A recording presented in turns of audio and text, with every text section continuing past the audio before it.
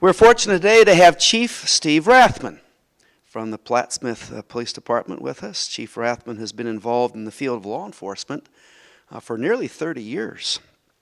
He's a graduate of our CJ program long ago in a previous century, I guess. He has a master's degree as well, and is a graduate of the FBI Academy. I think he'll chat about his FBI experiences, academy experiences today. He's a member of the Nebraska Crime Commission.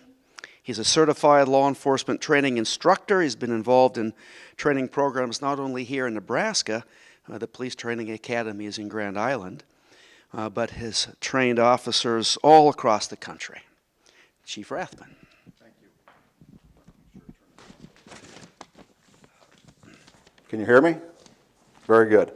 Well, first of all, I want to thank you for the opportunity to come and speak with you. It makes me feel old when you tell me I've been in this job for almost 30 years, because I'll tell you, as you get into this job and you do it, you don't look at yourself that way. When I hire brand new people just fresh out of college, when I think of myself just at the same stage where you guys are at. Only I've been doing it for quite a while. So you never get old if you get into this profession and you really, really believe in it. You're going to find out that every day is an adventure. Every day is different. I'll use some examples throughout my talk, but just to show you how different things can be. It's Saturday night, 10 o'clock, I'm sitting there. I get a call from the Cass County attorney saying that the Cass County Sheriff's Department just found a guy dead in one of their jail cells. And under Nebraska state law, you have to convene a grand jury, and you have to have an independent agency investigate that. So guess who got to investigate it? So I'm spending the next 3 hours on the phone getting everything, getting autopsies lined up, getting my investigators out there, getting my evidence people out there so that we can investigate this. So I'm thinking, okay, now I got the rest of the weekend off, no problem. 8:30 Sunday morning, my phone rings. Yeah, we just got a guy burglarizing one of our local hardware stores, and he's up in the ceiling and he won't come out. How do you want to get him down? So I have to deal with that for the next couple hours. So every day is an adventure. But I'm going to tell you, if you get into this job, it is 100% worth it if you get into it for the right reasons. What I want to talk to you today about is challenges facing the next generation of law enforcement. And as I was putting this together for you, it was kind of surreal for me, because I was thinking back to when I started in 1992. I graduated from the same program you guys are going through right now, and I'm going to tell you, it's a fabulous program. It prepared me for my career to advance. It prepared me to be my first instructor position I got in 1995. I know, folks, I'm old, but I got to throw these dates out so you have it. In 95, and then in 97, I became a master instructor, and then what that is, I was able to train instructors. I went back and got a master's degree so that I could have the skills. I was tired of teaching other people stuff, so I went back to school so I could learn how to research, design, and implement my own programs. And that's what I do now in part-time. I teach for Doane University. I teach at the graduate and undergraduate level, and everything is my design. They give me parameters and I get to design it. But the skills you guys are learning right here in your CJ program, I wouldn't have been able to do what I can do without them. So Chris, I just want to give you props that Chris was here when I was here. He was one of my professors. And I'll tell you right now, he's had a profound effect on me, because all these years later, he taught organized crime to me. All these years later, every time I watch a documentary on the Gambino crime family, I think back to the terminology that we learned in that class, and my wife is like, how do you remember all this stuff? I said, the one class I paid attention to in my undergraduate was organized crime. I got an A in that one. And I'm going to tell you right now, when I was your age, A's did not come easily for me. Not because I wasn't smart enough, it's just because I didn't apply myself. Things are lots different now, so let's talk about the differences and the things that you're going to deal with. What I want to talk about today, I'm going to educate you on those interested in a career in law enforcement on some of the basic challenges that the next generation of law enforcement encounter. You can take this if you're going to go into corrections, if you're going to go into probation, parole, anything, law enforcement. I don't care if it's County, state, municipal, federal. These are things that you're going to deal with as you move forward. We're going to identify how the use of drugs, legal and prescription, will affect employee standards. There's a couple drugs out there today that are look drastically different than when I was going through college, and you need to be aware of the implications. I'm not going to talk to you about the legality and being illegal when you are out enforcing it. I'm going to talk to you about, in your position right now moving forward, some of the decisions that you're going to make, how it can affect you if you want to go into law enforcement. We're going to identify the role of social media and how it plays the future in law enforcement. I'll tell you right now, I am not a big fan of social media. I know the younger generation is. I've got a son who's a junior at UNO. He's going into education, and that kid lives and breathes by his social media account. Well, understand, when you go into law enforcement, your older generation, we don't live and breathe by our social media accounts, and you need to not be aware of some things that you don't think is a big deal if you do, but your bosses are going to think it's a huge deal, to the point where it can almost get you in trouble within whatever job you go to. We're going to talk about the implications of a changing society. 3 things in particular. I want to talk to you about generational differences in the workplace. There are more than one generation, and you have to understand that not everybody's going to think like you. You think that it's so common sense. How come nobody else thinks like that? Well, the way I think is so common sense. Why doesn't everybody think like that? And I'll just hit upon that briefly so you're aware that your bosses think drastically different than you. And if you just understand where they're coming from, it's much easier to get along with. We're going to talk about the CSI factor in law enforcement, these television shows, that they have a homicide, 3 people killed, multiple suspects, and 59 minutes later it's solved. Well, we just had an autopsy done yesterday on an in-custody death. We'll get the results in a month. So it's not realistic that you're going to get that, but the people you're dealing with in the field, that your customers, for lack of a better word, they see TV, and that's what they're going to expect from you. I remember the first time I went and they wanted me to dust for fingerprints because somebody broke in and stole something out of their refrigerator. I said, why am I dusting for fingerprints? They said, well, that way you can tell who broke. I go, they stole a piece of ham out of your thing. I go, I'm not dusting for fingerprints. Well, that was my first complaint in law enforcement, because that was the expectation they have. Well, your expectation is going to be drastically different, because I didn't have to deal with these crime shows that people are fascinated by, and that's the expectation they have for you. I want to talk to you about a few mental health issues facing the future of law enforcement. In particular, the number of suicides by people in the criminal justice field is on the rise. Okay, and we'll talk about that, the awareness that you guys are going to have to deal with going into the criminal justice field, that this is becoming a big issue. And then we're going to talk about the societal pressures facing the next generation. If you've been paying attention for about the last 5-6 years, law enforcement has not been seen in the best light in our country.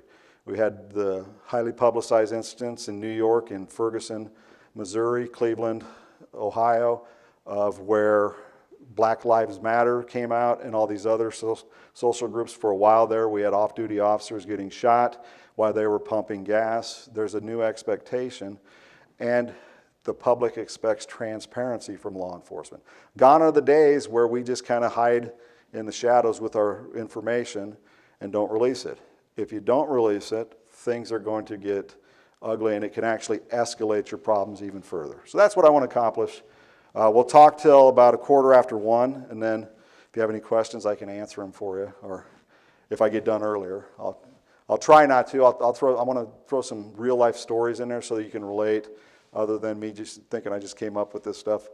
I have had the fortunate occurrence in my career where I've worked in everything.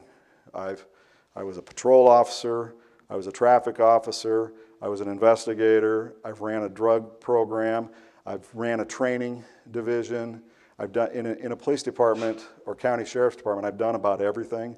So I'm going to try to relate what I went through to what you guys are going to have to deal with coming into this pressure. Drug use and employment. The first one is marijuana, cannabis that's recently legalized in certain states.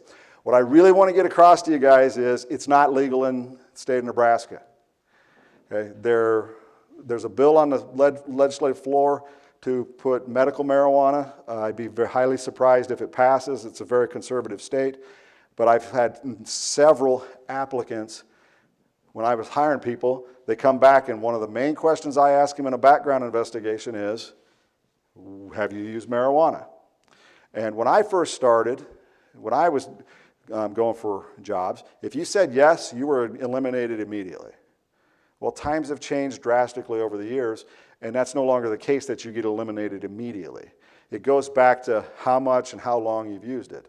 But a lot of younger people of your age, ooh, let's use Colorado as an example. I'm going to go out to Colorado just to go skiing. While I'm out here, marijuana's legal. So I buy some suckers, and I'm sucking on those suckers, and everything's going well. Yeah, I come back to Nebraska, and they ask me if I've used marijuana, and I say yes. Well, I get disqualified. Well, why? It's legal in Colorado. My response is, you're not in Colorado. To get into the Nebraska Law Enforcement Training Center, if you want to be a police officer, deputy sheriff, state trooper, Lincoln Police Academy, Omaha Police Academy, Sarpy County, Douglas County, you cannot have used marijuana within 2 years of acceptance into the Law Enforcement Training Center. So if you go out there, you're about ready to graduate, and you go out there and you just use some recreational marijuana, something on the lines of this right here, this is the same as this as it comes to hiring standards for law enforcement. This is brownie, which has marijuana baked into it. This is actually just raw marijuana that is dried and ingested through smoking it, or of other ways. So they're the same thing as it comes to Nebraska.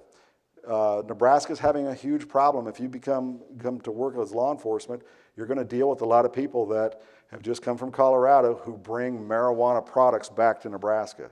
As soon as you cross from Colorado into Nebraska, it's illegal. It's no different than having a bag of marijuana in your pocket. And a lot of people don't understand that, especially younger people. What I'm saying is, if you do this, you're delaying your acceptance into the Law Enforcement Training Center by a minimum of 2 years. And for those who think, well, I just won't tell them. Okay. I had a guy, graduated from the University of Nebraska at Kearney. He said that he used marijuana 3 times. As a trained investigator, 3 times to me means 30 when I get the acceptance. By the time I was done with my interview, 3 times went to every day for 3 years. So he was disqualified. So you're not going to be able to beat an interview or a polygraph. So what I'm saying is, for the future, this is going to be an issue, and then enforcing it is going to be an issue. Do I think someday that marijuana will be legalized in Nebraska? Eventually, I do think it will be, and it's not going to be because medical marijuana, it's going to be because you can tax it, and that will be another revenue source for the state of Nebraska. Now, distant future, I will be long retired when that happens, but I think eventually all the states around us are going to legalize it, and then lawmakers are going to see the revenue source that is being lost, and they'll go to it. So again, it doesn't matter what you get. You can go out to Denver and you can buy these mountain-high suckers, and never used them myself, but they can use it. I've seen people in the metro area, Omaha area, who have gone out there and then they've had a random drug sample taken by their agency and they tested positive for marijuana. And their response was, oh, I did that in Colorado. Okay, that's great. Where do you work at? You work in Nebraska. And they were disciplined, they were suspended, they contested it, and they lost. Because an employer can tell you you cannot have marijuana in your system as a law enforcement officer. So just be aware of that. The other one we're dealing with is the opioid epidemic across the country. This is going to be a problem for law enforcement because we're finding more and more people will just have random pills in their pocket because for the longest time opioids were overly prescribed, and then people were what's called doctor shopping.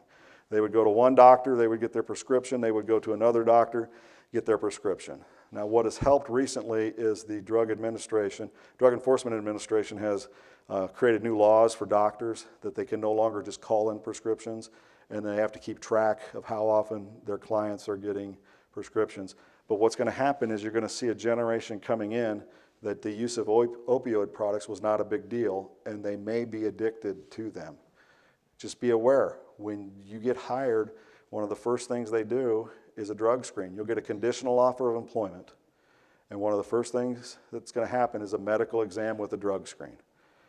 And those people who are abusing opioids, that will come across, and then you're going to have to explain why you're using hydrocodone or whatever product that it is.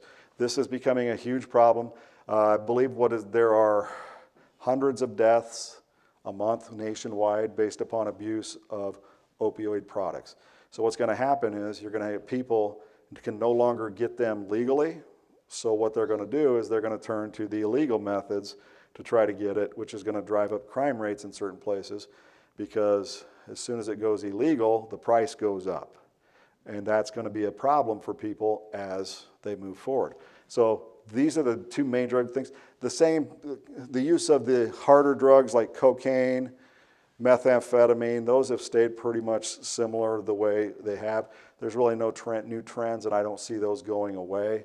But those are the things that you're going to have to deal with, especially if you want to become a drug investigative officer. I will tell you the worst job that I ever had was being part of a drug task force. I don't like drugs, I don't like the culture or anything like that, but it's part of my job, so I have to do it. That's why I assign people. We're part of the DEA task force in Omaha that helps combat that. But these are the two main ones that I see for you guys as you move forward in your career. This one's the big one because people are just having fun with it, don't think anything much of it. It's legal in Colorado, so I can't get in any trouble. Well, wrong. For hiring standards, you can get in trouble. Next one I want to talk about is social media. Okay. Again, I'm not a social media fan. I have a Facebook account because I've set it up because I used to be a background investigator. And I loved watching my police applicants, what they were doing on Facebook.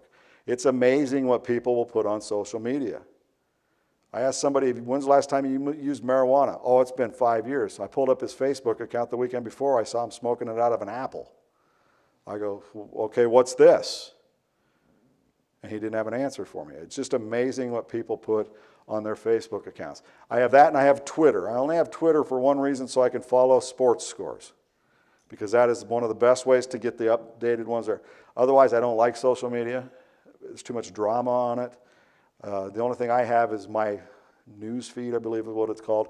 It is set toward sports and law enforcement. So I get training updates, I get sports updates, where my wife lives and breathes it, and she sees when people check out at Burger King and all this stuff, and it's like, okay, I don't really care about that. But social media moving forward, the benefits of it for a law enforcement agency.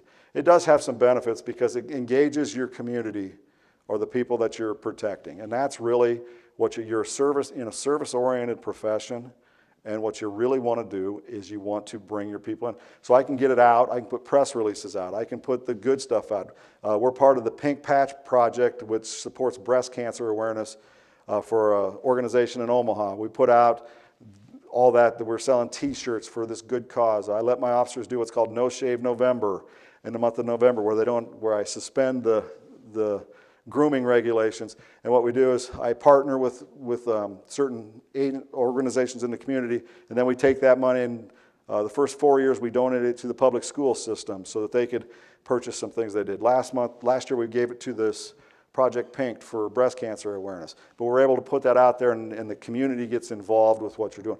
That's a good part of it. Whenever we have a theft from our local Hy-Vee, and we get a picture of why we can put those pictures out and get the community's help. So there are some benefits that go along with it. The challenges that come along with it is that people expect it. They expect when something happens, they go to the Facebook, well, how come nothing's up there? And then they'll just start these wide conversations as to what's going on with absolutely no factual data to prove it or not. So if I use it for the benefits, I got to get on there real quick so that I can quash the stories that people are making up, because it does create a lot of problems. And I will get on my Facebook page. I don't run my Facebook page. I don't even know the password to my Facebook page, my department's. I'll get on there, and we'll be getting negative comments about something that happened with the Lincoln Police Department. Why haven't you put anything out about this. So we'll have to respond back. This happened in Lincoln. You need to go to the Lincoln Police Departments. But if we don't monitor that and see what's going on, it can actually hurt our credibility in our community simply for something as simple as posting or not posting. When people get used to you posting, they go there for the information. And if you don't do it, automatically, I'm going to talk about transparency here in a little bit, automatically they think you're hiding something. Otherwise, why wouldn't you have posted it? We now live in a social media society. This is so drastically different than from what I was used to. When I got into law enforcement in 1992, we had a directive that we will not release anything to anybody. That the only ones authorized to do that were at the lieutenant level and above. So if something happened on a Friday night, the media would call in to us and we would say, you'll have to talk to the lieutenant. Well, where's he at? He'll be in Monday morning at 8 o'clock. Now, could you imagine today, if I took that stance, we would get crucified the entire weekend, and by the time the lieutenant got in on Monday morning, so many stories would be out there, it would be unbelievable. Yesterday I had the burglary. As soon as we got the guy out of the ceiling and arrested, I sent out a press release immediately because I knew that the stories would be going around that would damage our investigation and our credibility in society. Personal use. For you guys in your personal use, you have to be very, very careful with the stuff that you're using, because anything you post on there, your agency will have a policy based upon that. So you cannot make comments on investigations. You cannot make comments on decisions that are made by your city. When I was in Grand Island, we were part of a union, and we had a contract battle with the city of Grand Island, and this was before social media, so we used the newspaper, the editorial, and our president, without asking anybody, put in this scathing editorial that we almost got disciplined for because it wasn't authorized. You cannot criticize your organization or your agency. So you have to be very careful with what you're doing with your social media accounts, because your agency will be able to limit what you can post based upon social media. When I took over in Plattsmouth, again, I told you I'm not a big fan of social media. I wrote a policy. Well, okay, if the chief writes a policy, you got to follow that policy. And my policy was, while you're working, you will not use social media. Nobody will. How do you think that went for me? Very, very bad. Very, very poorly. I mean, I'll walk into my secretary out there, and she's got her Twitter account and her Facebook account, because she's got two screens. She's got one on each screen, and she's answering stuff while she's doing it. And then I was looking at the mobile devices. Now you can get, obviously you guys know better than I do, and I was looking at, okay, my officer says he's checking out here, he's making comments on this, and here, and I was able to see the time. None of it was a violation of what I considered the integrity of our department. So I had to make a decision. Okay, if everybody's violating except for one person, who's the only person that didn't violate it? Me. So this is a bad policy. So I rewrote the policy. You can use social media. You're just not allowed to make any comments on anything police department related on your account. You can't post pictures of yourself in uniform. You can't post pictures of my police cars, of anything without permission from the chief of police, because I can monitor that. And if somebody violates that, you can get in trouble. I have seen several officers around the country get fired for the things that they post on social media. So just understand, this is just going to get bigger and bigger as you guys advance in your careers. I remember when it first came out, all we had to deal with was Facebook. I thought that was bad enough. Then Twitter came along, and I didn't even realize YouTube was social media until I went to a social media class and they told me YouTube was social media. I go, how's that social media? They go down to the bottom. I go, there's comments down there? I didn't even know that was considered social media. But I'll tell you what, I've got a 21-year-old and two 17-year-olds. They know what social media is, and they know how to do it. Now you got, help me out, Snapchat and Instagram. And then these other ones too, Twitter, but more and more are coming out. And I'll tell you what, as the older people start to move towards Instagram and Snapchat, The younger people will create a new one so that they get off there. Young people used to use Facebook a lot, and then us old people started getting on there. And now I ask my kids, do you guys even use Facebook? I haven't used Facebook in 3 years because they used all this other stuff. So just understand there are benefits, but there is also downfall to social media. And it's a double-edged sword in your career if you use it. You just have to be very cautious and careful what you're posting on there. Implications of a changing society. How am I doing on time here? Oh, we're doing good. Implications of a changing society. First one is generational differences. This is actually a class I teach for Doane University.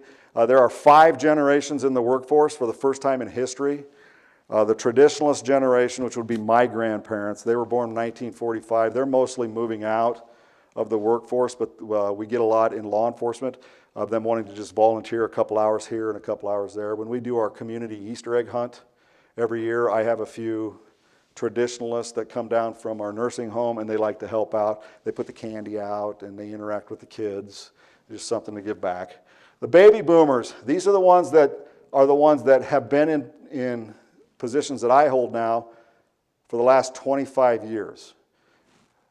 They're drastically different thought process than even this generation, which that's what I'm from. They are moving out of the law enforcement profession and the Generation Xers are coming in. This is why if you paid attention to law enforcement, I want you to pay attention as you move forward. Look at the way we're dressed now. For years and years, it was a tie, long sleeve shirt, duty belt on your waist, spit shine shoes. Look now and see what you see. Now you're going to see BDU pants with pockets on the side. You're going to see external vests over the top of the uniform that has all the equipment off the waist and up here. There's a reason for that. It's because studies have shown that wearing this equipment on my waist for years and years and years does damage to my back. I had 2 officers come to me who had to have back surgery, and their doctor said, if I don't get this off my waist, I have to find another job. So I said, okay, let's find another way so we get it all up on their shoulders, but it looks much more paramilitary, stormtrooper, which is what my city administrator told me it looked like.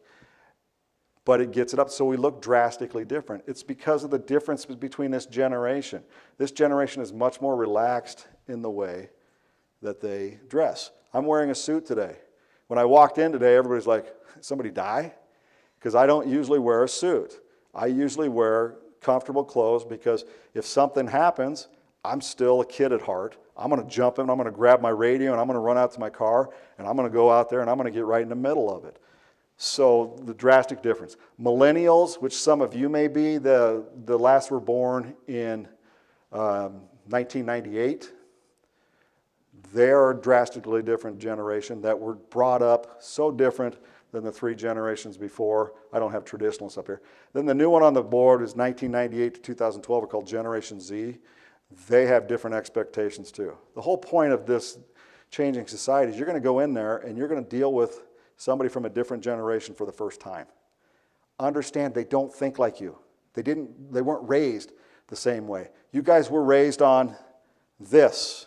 You want your music? You go get it right now. If I wanted music, I had to stand over the top of my boom box, and when the song came on the radio, I had to push play and record at the same time so I could get that song. Or I had to wait until 9 o'clock the next morning when the record store opened.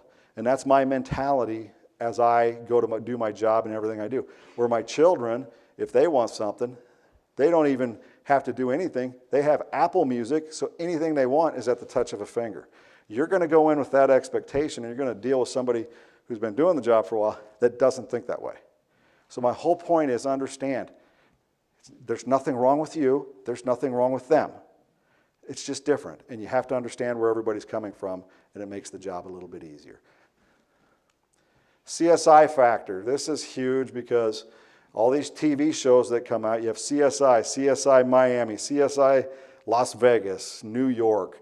All these shows have come out where they solve everything and it's not wrapped up in a nice little bow at the end of that 1-hour session. That's not the way that it happens. Over my career, I think I've investigated 7 homicides. And I'll tell you, the average of investigating a homicide till the time that I investigated, got everything processed, back, arrests made, unless we caught them in the act, it took about 6 to 9 months in order to do all this stuff. But you're people that you're working with, that you're giving service to, they expect you to solve everything within an hour. Because, well, I was just watching Ted Danson on CSI the other night, and they solved a homicide within an hour.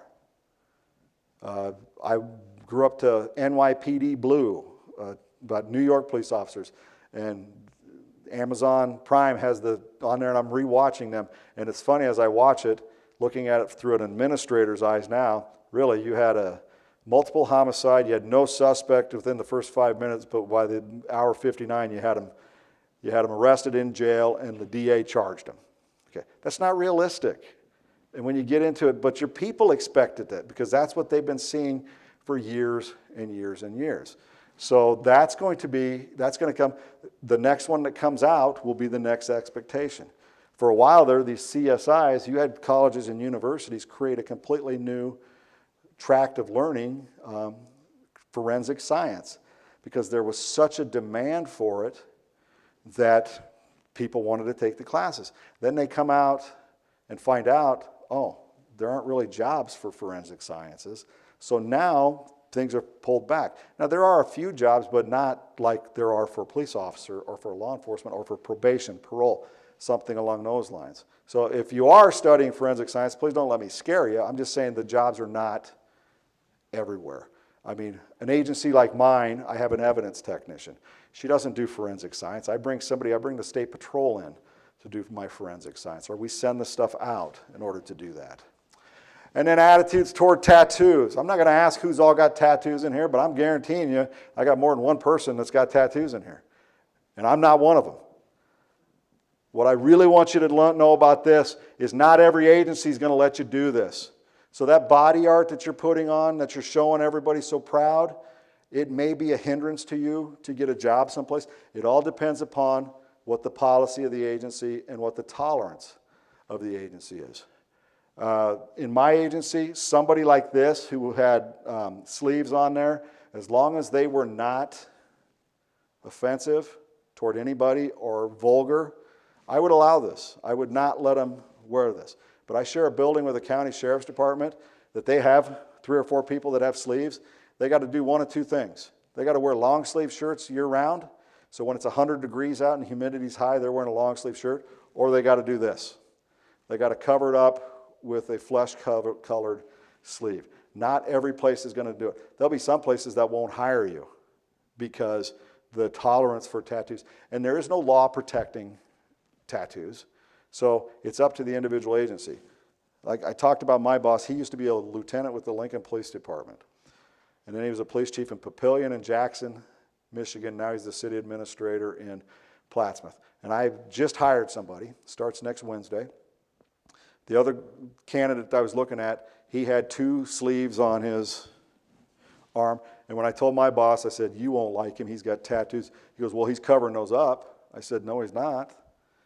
He goes, you have a policy, don't you? I said, yes, I do, and that would be allowed. He goes, well, I'll make him cover him up. I go, well, then you'll have to find a new chief because you don't get to make that decision. I get to make that decision. I didn't end up hiring, but the whole point was I was having to justify to my boss why I should hire this simply because somebody had tattoos all over their arm. So what I'm saying is if you have that, be prepared that that may limit the places that you can work or that will hire you unless you get a chief or sheriff or agency head who is okay with it. I understand. Now, I tell you, 9 years ago, I was not okay with this. I grew up in a household where if you got a tattoo, you could pack your bags and leave. So that's why I don't have any tattoos. But I understand, remember that generational thing that I was talking to you about? It goes both ways. You have to understand where your bosses are coming from. They have to understand where you're coming from. So this is one that I have acquiesced on and said as long as I don't have anything vulgar or inflammatory toward other people, I can live with that. And I would not make them wear, to me this looks worse than the tattoos looks. Mental health, community mental health is going to be a problem for you get in this profession. Over the past 15 years, state legislatures have constantly cut funding for mental health programs, and pretty much any more corrections are the ones that have to deal with it. So if you're going to go into corrections or law enforcement, we deal with this on a daily basis, and there are very limited resources that we deal with. I don't see this problem going away. I see it amplifying because more and more, as we go through things, this is becoming a bigger and bigger problem that we deal with. And when we deal with somebody who's having a mental health issue or a breakdown, we are very limited in what we can do with them, simply because the resources have been taken away from us. So that will continue to be a problem. Here's the big one that you're going to see get more and more publicity as you move forward in this career. It's suicide by law enforcement. I'll even throw public safety in there. Public safety, I encounter fire, corrections, probation, parole, pretty much the whole criminal justice community. If you look over here in 2017, this is law enforcement and firefighters, EMTs. Line of duty deaths for firefighters, EMTs was 93. There were 129 suicides. 129 law enforcement deaths. Suicides, there was 103, and then in law enforcement, 140. This is something that's becoming a bigger and bigger problem in this profession. It's something that you have to be aware of, that you have to take care of your own mental health. I'll throw a story out of mine, which almost cost me my career. Okay, my daughter is, this would have been 15 years ago. Because my daughter's 14, 15 years ago.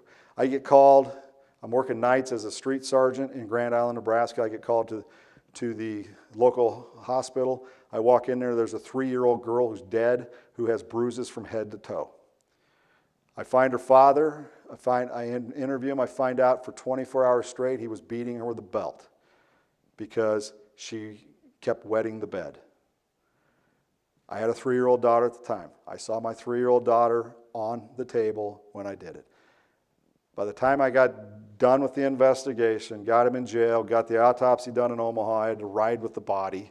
I had to watch the autopsy, which is a lot of fun. Take that tongue in cheek. I got done. I told my wife, I'm done. I'm done. I can't do this anymore. And for about a week, I went into my boss and said, I'm done. You'll have my resignation letter. I can't do this anymore.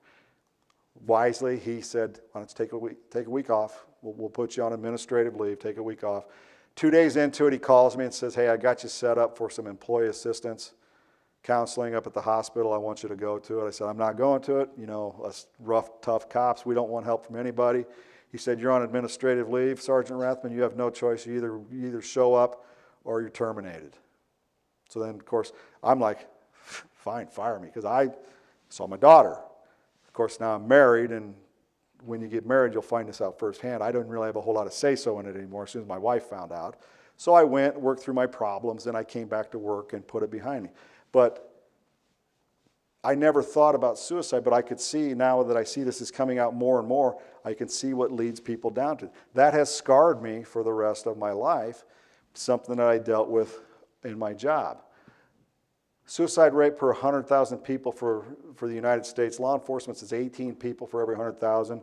People 25 to 50, it's 14.6. Total U.S. population is 11.1. It's a very highly stressful job. You have to take care of your mental health. One of the main ways I take care of mine, and by no means am I saying everybody's like me, is through my spirituality. Okay? I'm Catholic, my wife's Catholic.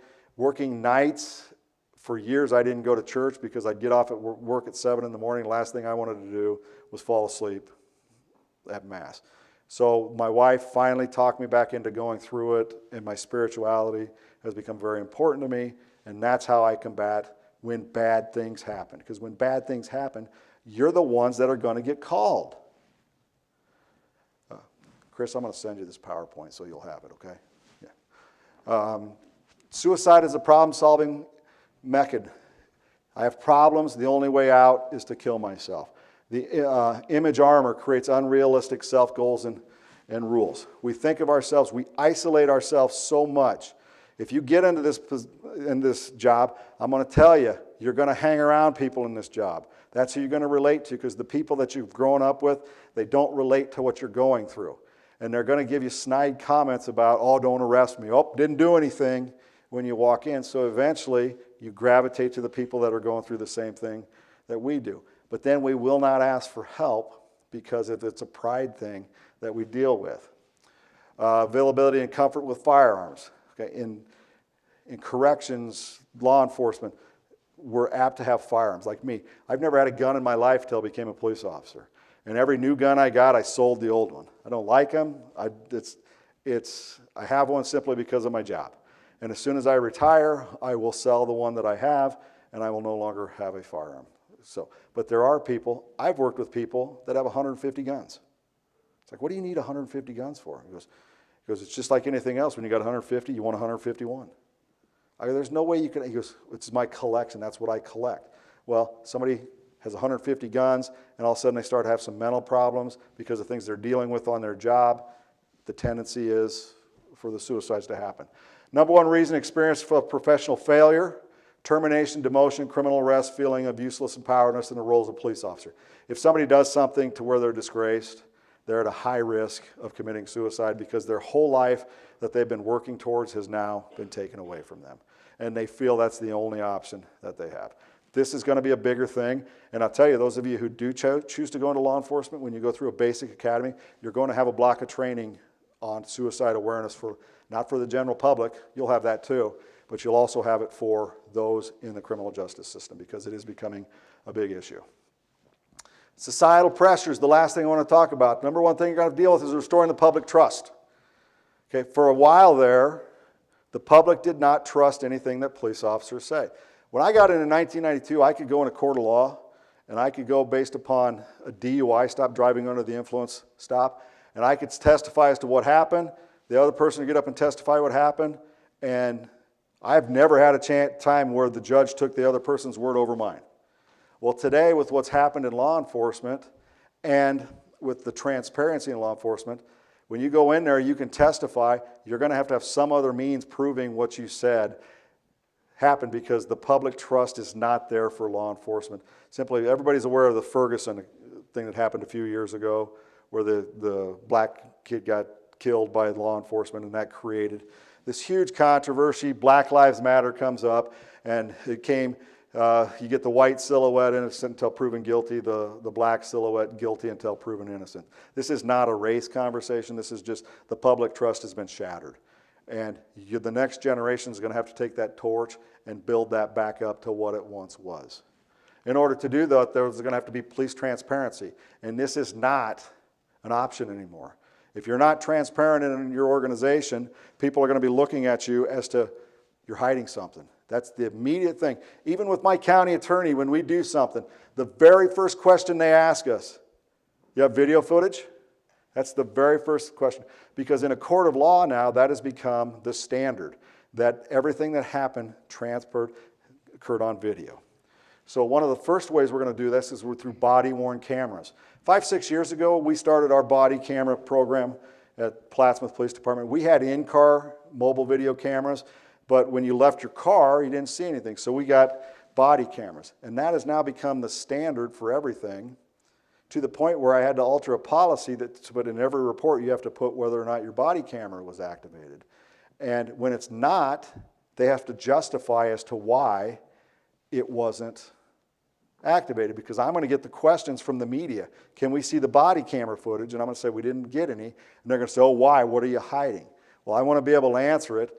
Well, let me see. We showed up and they were fighting in the front yard, so the officer jumped out to break up the fight. He didn't have time to sit there and click on his body camera, which is a legitimate reason, but I have to be able to answer to that. I have to be accountable for that. Sorry, that's my son. So body-worn cameras is one of them. And then personal technology devices. These things right here. I tell my people, they go, what's mine? You can't get it in court. Were you at a crime scene and you took a picture with it? Yeah, it's now, everything in there is now, can be subpoenaed into court. Understand, if you're making comments based upon a case or something you're doing in your job, the trend I'm seeing in law enforcement and from courts is that they will allow this.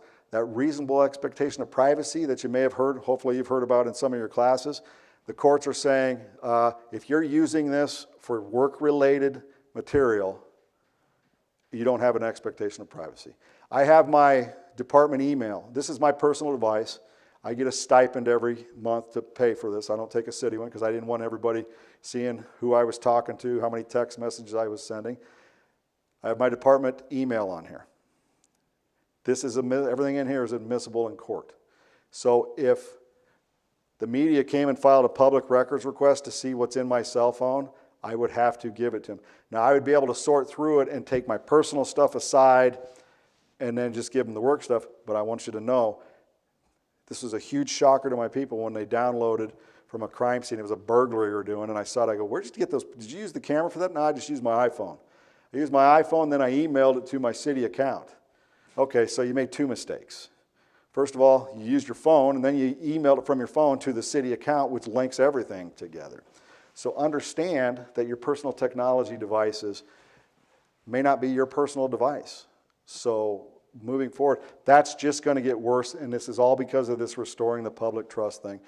The idea of police hiding things from society is what's going out, and technology is just going to make that even bigger and bigger of an issue. The difference from when I started to today is night and day. I look back to when I started, I feel like a dinosaur. When you guys start in here, you're going to have this technology, but in 10, 15, 20 years, what you have now is going to look like a dinosaur to what you're going to have in that amount of time.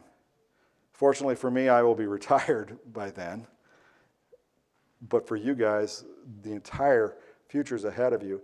If you get into this job for the right reason, to help people, to serve communities, this will be a job that you'll have the rest of your life until you're of retirement age. And when you look at the end of the day, the sense of accomplishment that you'll feel is amazing. Just amazing.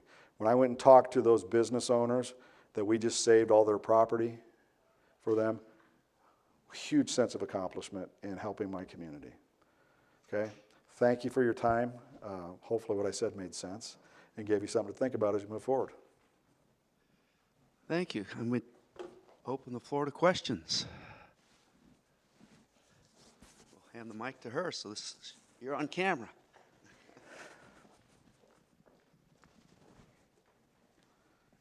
So I was wondering, you talked about how like CSI shows kind of distort the public reality of how the process works. So I was wondering, shows like Live PD that show like the body cams of officers, how that would also distort the reality. That's going to give people more realistic when it's live. And that's one of the things that on social media you're starting to see more. You're starting to see people standing there with their live feed to their social media post so that it's going live. That's going to give you a more realistic, I don't know if anybody is, I don't even know if the show Cops is on anymore. There used to be a show on Fox. That was more realistic, but understand it was still edited as to what happened. So the Live PD, they say it's live, but there's still going to be some things that are going to be edited out of it. But it's going to be more realistic than a drama that's created for TV or a movie that's created. It's going to be much more realistic when you have body camera footage of what's actually going on. And understand, body cameras are the industry standard now. Thoughts, questions? There's a gentleman. Have you ever been a part of different branches of law enforcement, like K-9 unit or anything such? I was never in a K-9 unit. When I was in Grand Island, we had a K-9 unit. I was in charge of it, and I would actually choose the K-9 officers, but I was never part of it. By the time Grand Island got K-9s, I was higher up in the organizational chart, and I was no longer eligible for that. I was a traffic officer where I got to drive a Harley-Davidson Road King every day. That was my job. That was the best job I ever had. Other than middle of July, 100 degrees out and humid, you'd catch me sitting beneath trees all the time just to stay as cool as I could. But was part of a special traffic enforcement unit. And then I ran the training division for the Grand Island Police Department. I trained 100 and some employees. My responsibility was not only training them, but developing training patterns for them so that everybody was properly trained. And then new regulations came down from the state that each officer had to have continuing services hours every year, so I was responsible for doing that too.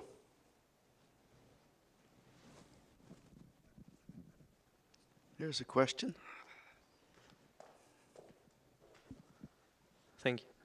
I have two questions. Okay. The first one is that if you see a difference on the workload, like maybe when you started your service, if I don't know if you work 40 hours a week, how much of that was for patrolling or maybe for the administrative part of your job, if that has shifted maybe during the last 15 or 20 years.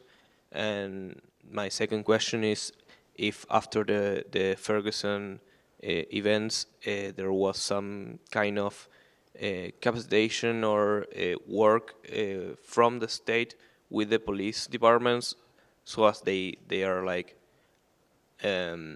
aware of or more capacitated to work with people from different colors. Okay. I'll address the first one. Over the course of my 27-year career, I will tell you that demand calls for service has gone up.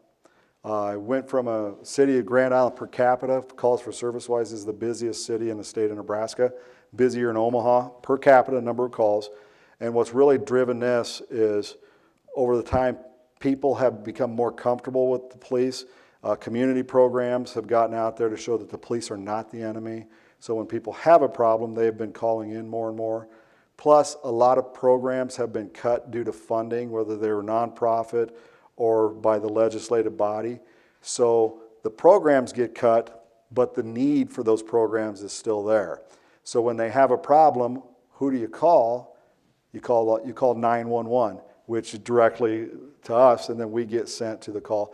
Even when we get there and we say, well, it's not a law enforcement issue, but we still try to help them through to refer them to whatever services that we can help or think of to help them. So the calls have gone up. The nature of the calls, has it become more and more severe? No. Over the course of my career, you never know from one day to the other. I mean, you may go 2 days where you're running from call to call to call, and then the next day you may have 2 calls the entire day. It all just, there's no rhyme or reason, and you can't predict it. And the second one, after not only Ferguson, but nationwide, there was no state mandate that came down. It was up to the individual agencies as to what they did.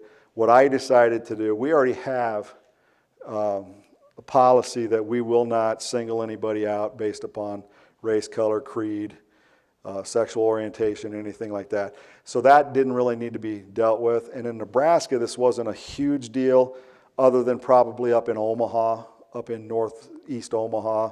They would argue with me that it's a bigger problem. That was where the biggest problem was.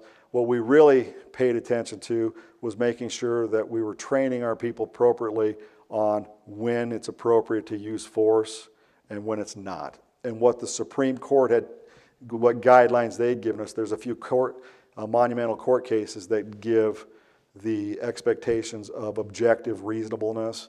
We just trained our people on what that actually means. So when they deal with somebody out in the street who may be causing a problem where it leads to that, they're trained and they're able to make conscious decisions and rational decisions. You're welcome.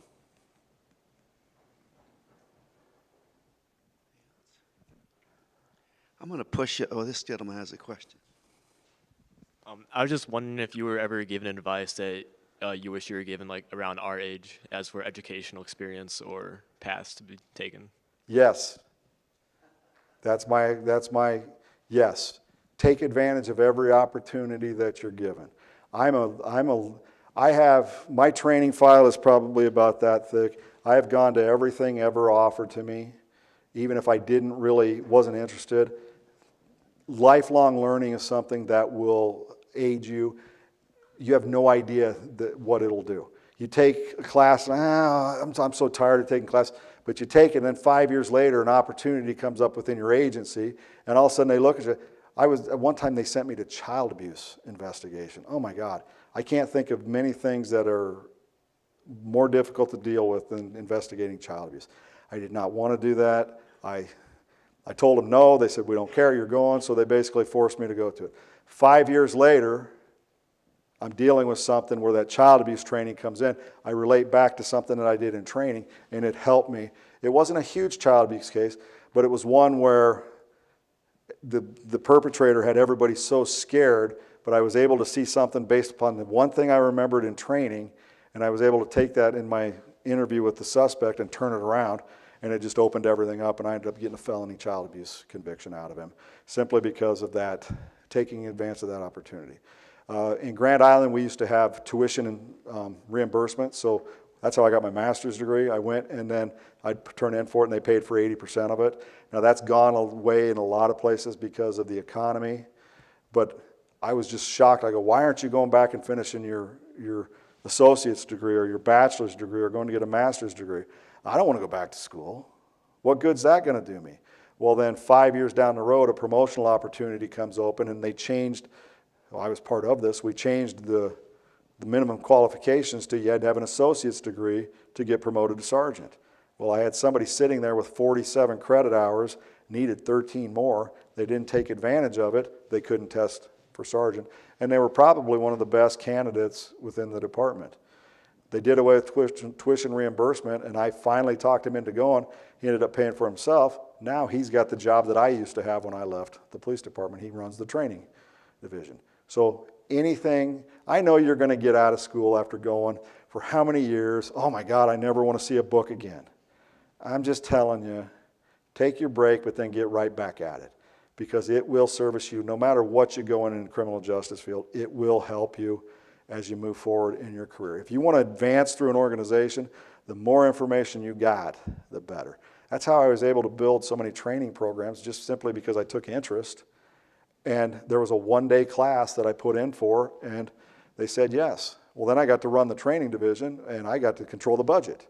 So I got to go pretty much wherever I wanted to and do whatever I wanted to, and that's what set me up for where I'm at today. So please don't let it in when you walk across and get your diploma from the University of Nebraska, which I'm telling you is a great thing. Don't let that be the end of your journey. Keep going. It will benefit you. His question actually tied in what I was going to set you up to say. Okay? Are internships of value? Oh my goodness. When I went through the program here, I did 2 internships as part of mine, and I did them both with the Lancaster County Sheriff's Department. I learned skills there that when I finally got into law enforcement and went to basic training, I was 2 steps ahead of everybody else, simply because of the experience that I had through my internship. Now, I had the first internship, and then my last semester here, I needed 9 credit hours, and I had everything I wanted to, so I just said, hey, can I take another internship? And they're like, yeah, go ahead. I don't know if they let you do that anymore, but at the time, I was able to take the second internship with Lancaster County. My original plan was I was going to get a job, and then I was going to come back to Lancaster County, but then once you get out and start working, I'm going to tell you, life is going to happen, and your plans get changed, especially if you meet somebody and get married. That will drastically change what you think. But those internships set me up not only with the skills, but the people that I met in the profession, so that I could talk to them and get their opinion of it on good things, bad things. So when I got hired by the Hall County Sheriff's Department, I had an idea going in, and then I went to basic training. With everything I learned through my degree and through my internships, I think I was in the top 5 of my class. And I already told you that I only got 1A in organized crime. So that set me up to give me the start ahead of everybody else. So yes, if you get the opportunity, I highly recommend taking an internship. We basically require it. We won't let you do 2 in the same agency anymore, though. Well, I'm glad that I got to do it. Yeah. So we make you do one in corrections or law, or just to expand horizons. We're out of time, but your comment on mental health really hit home to me. As an old cop myself, we didn't have to deal with it as much. No. But you got to today.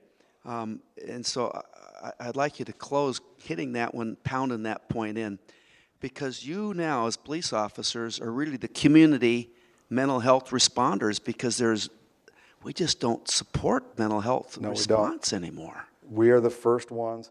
If somebody they overdose on pills, they make comments that they're thinking harming themselves, they get into a fight, you have an out-of-control juvenile, anything like that mental health related, we are the first ones that are called, one, to make sure everything is safe, but then we're expected to take the next step and move forward. Now, luckily in the metro area, we have a program that is grant funded for the entire metro So if I have somebody like that, I can call somebody and they'll come down and they'll do a clinical evaluation for me and tell me if that person is a danger to themselves or others, to where we have to do what's called emergency protective custody.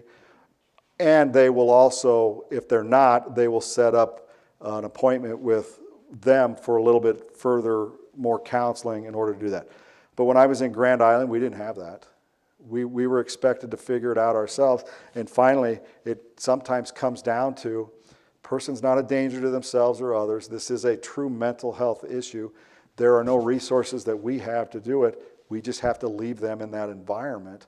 That is, knowing that it's a volatile environment, but we just don't have the resources in order to help people do things. Now, if they get a little older and they start to display something like this, Health and Human Services has a branch called Adult Protective Services. We'll try to get them involved to see if there's some services that they can help with. I mean, we basically do any and everything that we can think of. But when I first started, they had regional mental health centers throughout the state, and you could just take somebody there for some brief counseling or take it there, and then they'd take it to there. They weren't in custody or anything like that, and they would get them the help they need. Well, those got cut. The funding got cut out by the legislator many years ago, and we didn't see the negative ramifications. Yeah, we saved this money, but we didn't see the negative ramifications for the people that we're dealing with. So that is something that is not going to go away. And eventually, the funding for the program, it's through Heartland Family Services in Omaha, eventually that funding will go away. And then we will no longer have that resource to us. And then we're going to get a cold drink splash of water in our face, because now we've had this for 5 years, and then when it goes away, now what's the next thing we're going to do? Well, that's something that I'm going to have to figure out. What are we going to do? Yeah, the mental health is an issue. Just commentary. We don't really know. I'm going to throw a number out, and Chief, we could chat about it, but maybe 30% of the people in the jails, they got mental health problems. And what the crap are we putting them in a jail for? And so public safety. But that's usually what it falls down to. Somebody will do this. We'll be able to justify, we'll put them into what's called civil protective custody, at least for the night. And you can't hold them for longer than 24 hours, but at least now they're taken care of. But then corrections officers, they're not trained to deal with mental health issues. So it's just like pawning the problem off onto somebody else. Yeah, it's a real social issue that your generation is going to have to deal with more than we did. Thanks, Chief. Thank you.